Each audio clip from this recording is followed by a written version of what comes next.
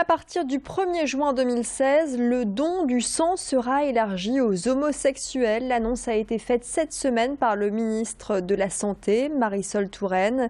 Un don qui sera désormais possible sous 2 conditions.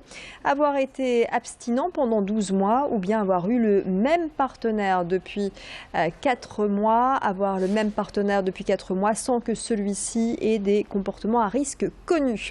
La sélection des donneurs a donc évolué. Elle est fondée sur le comportement sexuel et non plus sur l'orientation sexuelle. Une évolution censée pallier la pénurie de poches de sang et de plasma. Alison Pelotti a rencontré à ce sujet le directeur de l'établissement français du sang dans le Nord. Ce n'est pas l'homosexualité qui est en cause d'ailleurs. Le meilleur exemple, c'est que les homosexuelles féminines ne sont pas du tout contre-indiquées au don. Donc ce n'est pas l'homosexualité. Ce sont les pratiques sexuelles ou de contamination éventuelle qui regardent également les hétérosexuels. Donc vous voyez bien comment on finit par stigmatiser une population qui ne correspond qu'à des êtres comme vous et moi, et pour lequel, bien sûr, des comportements à risque, des pratiques à risque risquent bien évidemment d'augmenter l'insécurité vis-à-vis des transfusions.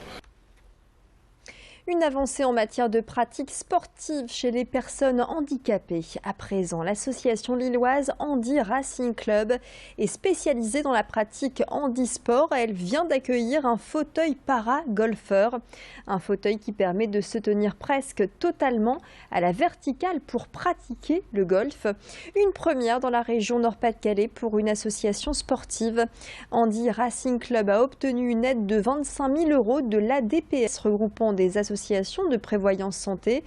Louis Caillé a assisté à une démonstration sur le green au golf de Mérigny dans la Pévèle et a rencontré le président du Handi Racing Club, lui-même paraplégique.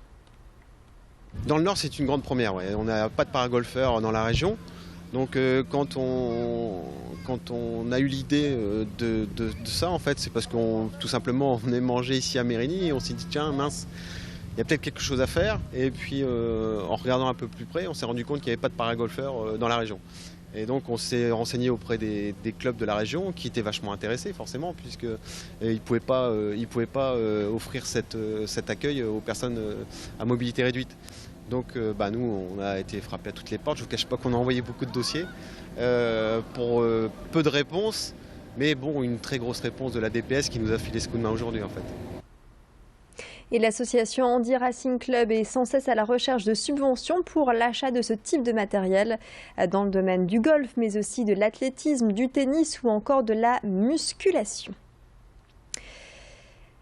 Une nouvelle enseigne bio à Villeneuve-d'Ascq dans la zone du Heron Park. Le magasin a ouvert ses portes ce matin et les clients étaient déjà au rendez-vous, preuve de l'engouement autour du bio. Déjà présente à Marquette, l'enseigne projette d'ouvrir 4 nouveaux magasins d'ici 5 ans dans la région. Ici, plus de 12 000 produits sont référencés, de la viande au pain en passant par les produits cosmétiques. Et ce qui attire les clients, c'est aussi le rayon vrac qui permet d'acheter la quantité souhaitée. Les clients ont aussi la possibilité de remplir par exemple leur bouteille d'huile, des pratiques qui permettent d'éviter le gâchis et de réduire les emballages. Jean Bouteille, c'est un système qui permet de vendre du liquide en vrac dans des bouteilles consignées. En fait, c'est une démarche zéro déchet dans les liquides avec de l'huile, du vin ou du vinaigre. Donc par exemple, je vais prendre une bouteille de vinaigre, je la scanne, la machine va la reconnaître et va remplir toute seule la bouteille. Et ça va s'arrêter également tout seul. L'idée, c'est de permettre aux gens d'avoir toujours une bouteille propre disponible en magasin et de permettre de leur acheter leurs produits liquides sans générer de déchets. Et également, ça accroît l'emploi local car les bouteilles sont lavées dans un centre d'insertion à l'homme. Anticiper, c'est le meilleur moyen pour éviter le grand rush des fêtes de fin d'année. Certains d'entre vous ont déjà commencé les achats de Noël. D'ailleurs, les magasins et grandes surfaces sont tout prévus. Les rayons sont en place et certaines enseignes ouvriront leurs portes pendant les jours fériés ou encore certains dimanches. Prendre un peu d'avance permet d'avoir le choix, d'être sûr de trouver le bon produit ou bien d'avoir le temps de le commander en cas de non-disponibilité. Alors, avez-vous déjà commencé vos emplettes pour les fêtes? Visiblement, vous êtes nombreux à prendre vos précautions, comme a pu le vérifier Céline Huret dans la rue de Béthune à Lille. Ma fille, elle a elle a une liste énorme comme ça. Bah du coup, il faut que je m'y prenne maintenant. Bon, j'ai acheté quelques petites poupées. J'ai acheté un gros sac à ma sœur. Je vous montre juste la couleur, mais c'est tout. Parce que ça reste un cadeau quand même. Certains sont prévus, d'autres ne sont pas encore prévus. Ceux qui sont prévus, c'est pour les petits bouts de chou et on passe par Internet. Je pense qu'il est temps de prévoir, sinon après chaque fois c'est la panique au dernier moment. Et donc plus on s'y prend tôt, mieux c'est. Là j'en vais en recherche. Pour ma filleule qui me dit depuis quelque temps « Oh j'ai vu ça, ce serait bien ça ». Et quand je lui demande « Tu veux ça pour Noël ?» Non, non, mais en fait je sais très bien qu'elle veut ça. Et c'est la fin de ce flash. La météo pour le week-end, météo douce en perspective. Les détails juste après cette très courte pause. Et puis l'infotrafic également d'avance. Très très bon week-end à vous tous.